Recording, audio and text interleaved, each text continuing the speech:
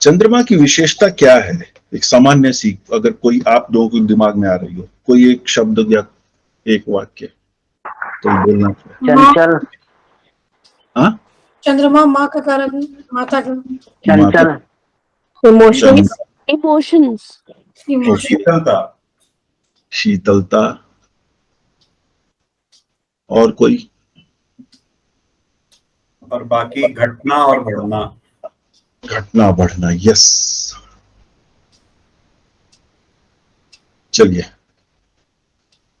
चंद्रमा या चंद्र, मून को कहते ही हैं इंदु, द ब्राइट ड्रॉप। उदुपति या उदुनाथ, द लॉर्ड ऑफ स्टार्स, यानी कि नक्षत्रों का स्वामी भी कहा जाता है इनको, इसलिए उनको उदुपति कहा जाता है।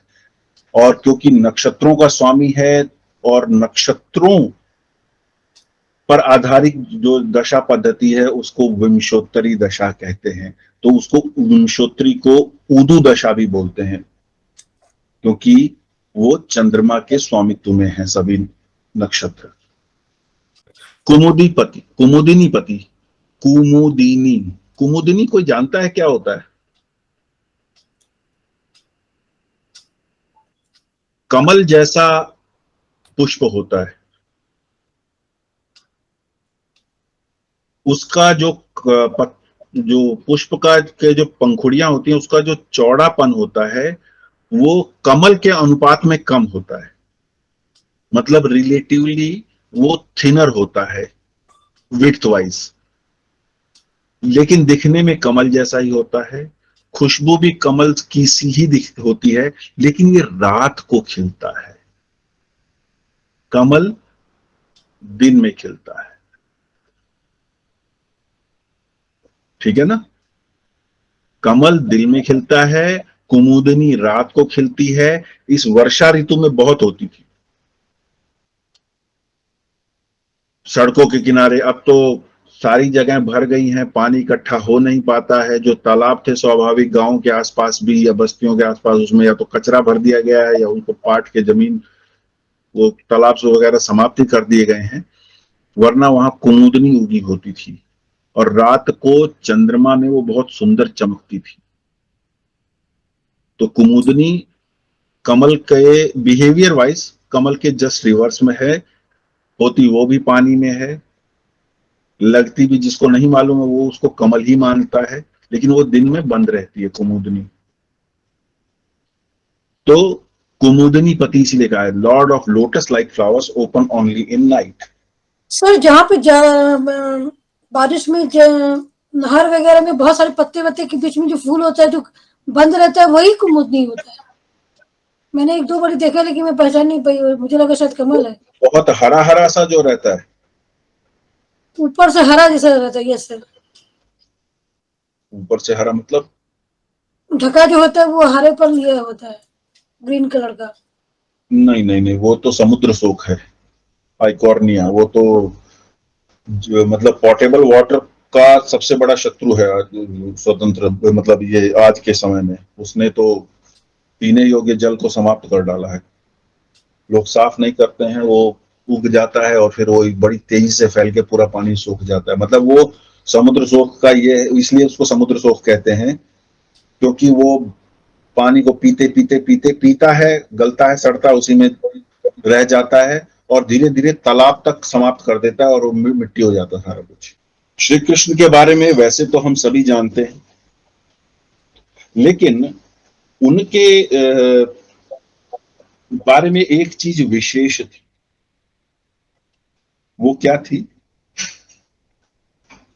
कि उन्होंने जब कोई स्थान छोड़ा वहां कभी वापस नहीं गए। गोकुल छोड़ा, मथुरा आ गए, मथुरा छोड़ा वृंदावन, वृंदावन छोड़ा द्वारिका, द्वारिका, या फिर बाकी समय वो पांडवों के साथ ही घूमते रहे। जैसा भी, कभी भी वो उस स्थान पर वापस नहीं गए जहां जो एक बार उन्होंने छोड़ दिया। यानी कि एक्चुअल मूविंग ऑन का जो एग्जाम्पल थे या हैं, कि मेरा गलत है बोलना, वो भगवान श्री कृष्ण हैं। उन्होंने उस चीज को पर्सोनिफाई किया। लेकिन वो मूविंग ऑन किस तरह का है? वो मूविंग ऑन इस तरह का नहीं है जो आज हम जिस कंटेक्स्ट में लेते हैं। उन्होंने दूसरों के हित के लिए अपना समय, अपनी ऊर्जा लगाई, और जब वो कार्य पूरा हो गया तो वहां से चले गए दूसरी जगह, नया कुछ करने के लिए, किसी और का कल्याण करने के लिए, कल्याण करने के लिए। ये उनको भगवान बनाता है। एक और है, ये आगे कंटेक्स्ट आएगा कि नहीं आएगा, पर फिर भी अब क्योंकि दिमाग में आ गया तो बोल देता हूं। वो आज तक बदनाम है कि उनकी 16,000, कोई 10,000, कोई 11,000 पत्नियां बताता है। How bad of him. और हम लोग भी बहुत मतलब सर झुका के स्वीकार कर लेते हैं, हाँ जी हाँ, मतलब ये तो बड़ा गड़बड़ है। पर उसके पीछे की कहानी कुछ और है। नरकासुर से उन्होंने उसको मुक्त कराया। वहां वो महिलाओं को कैद रखता था। जब मुक्त कराया तो समाज ऐसा था, लोगों का अपना एक जो पैरामीटर था, ऑनर का, फैमिली प्राइड का, वो परमिट नहीं कर रहा था कि किसी के यहाँ उनकी बेटी, उनकी बहू या कोई भी उनके घर की स्त्री रह गई है एक लंबे समय तक और उसे हम अपने घर में वापस ले लें। हालांकि उसमें उन महिलाओं का कोई दोष नहीं था, लेकिन वो एक जो पैरामीटर्स थे, सोशल पैरामीटर्स, मैं उनको गलत नहीं कहूंगा, but they did not allow कि लोग अपने उन महिलाओं को, अपनी बेटियों को ही, अपनी बहुओं को, अपनी पत्नियों को जो कि कैद में थी उसकी, या उसके यहाँ उसको रहना पड़ रहा था, उन्हें वापस स्वीकार कर ले। तब वे महिलाएं श्री कृष्ण से कहती कि आपने हमें मुक्त तो करा दिया, लेकिन हमें तो कोई स्वीकार नहीं कर रहा है, हमारे अपने ही स्वीकार नहीं कर रहे हैं, तो हमारे पास तो अब कोई रास्ता बचता नहीं, हम तो मरे, या इसी तरह जैसे वहां गला सड़ा जीवन जी रहे थे वैसे अब दूसरी जगह जिएंगे। तब श्री कृष्ण ने उनको कहा था कि आप मेरी पत्नी कहलाओ। आप कहिए कि मैं श्री कृष्ण की पत्नी, फिर देखता हूं कौन उंगली उठाता है आपके चरित्र पर। This was done by Shri Krishna.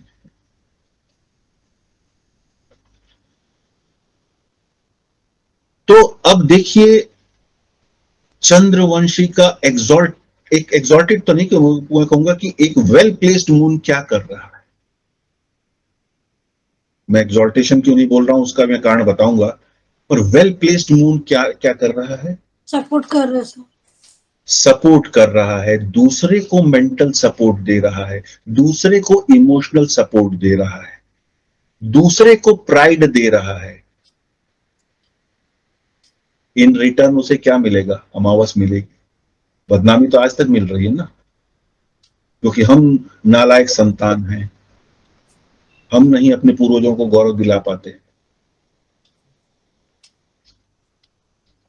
पर उन्होंने ये किया और ये कहा, मूव्ड ऑन।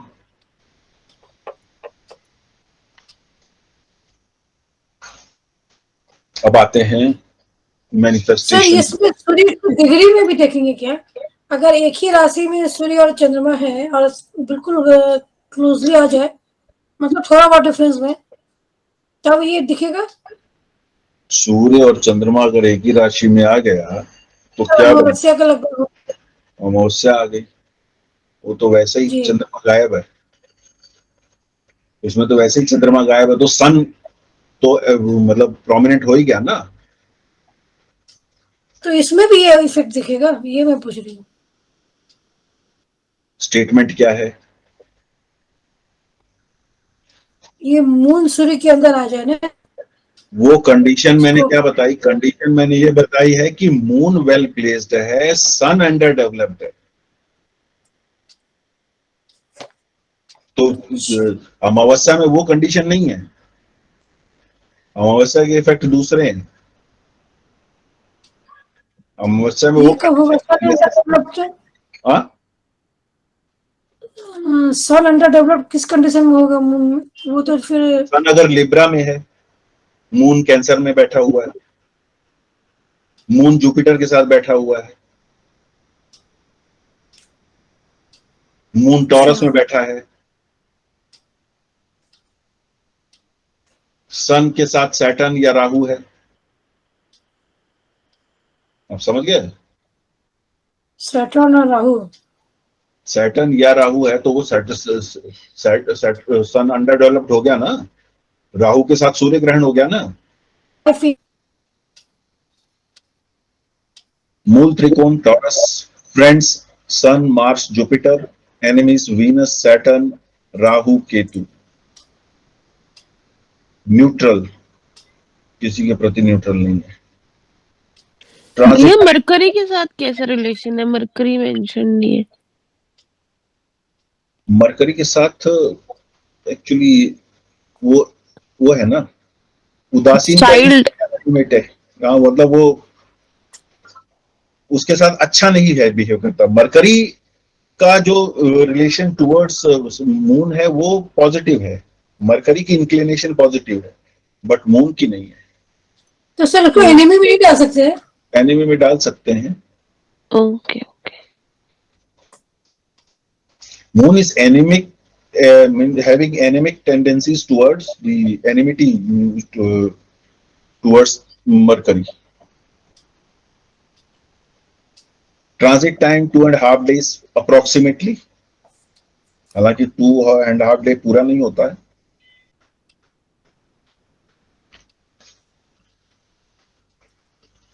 अब क्या क्या सिग्निफाई करता है? Body parts, chest, flowing matter in the body such as blood, urine, digestive juices.